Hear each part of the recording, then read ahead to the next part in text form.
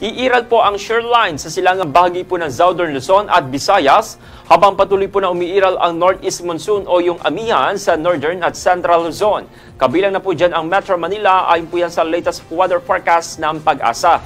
Ang Visayas, Bicol Region, Mimaropa, Quezon at Dinagat Islands ay inaasahan po makakaranas na po ng maulap na kalangitan. May mga kalat-kalat na mga pag-ulan at isolated thunderstorms na dulot pa rin po yan ang umiiral na shoreline. Samantala, pinapalalahanan naman po ang mga residente sa mga lugar na ito na mag-ingat sa posibleng pagbaha o pagguho ng lupa, lalo na po dyan sa mga mabababang lugar. Samantala, ang Cagayan Valley, Cordillera Administrative Region at Central Luzon ay magkakaroon din po ng mga maulap na kalangitan na may mga pag-ulan dahil pa rin po yan sa epekto ng hanging amihan. Samantala, dito po sa bahagi po ng Metro Manila at nalalabing bahagi po ng Luzon, asahan naman po ang bahagyang maulap hanggang sa maulap na kalangitan. May mga isolated light rains na dulot pa rin po yan ang umiiral na hanging amihan. Samantala, bagamat mahina, posibleng magdulot pa rin po ito ng mga bahagyang lamig sa temperatura.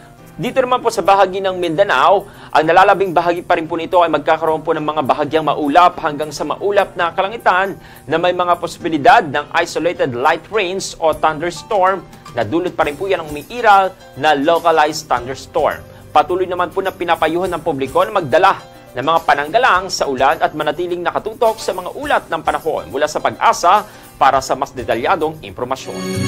Good morning.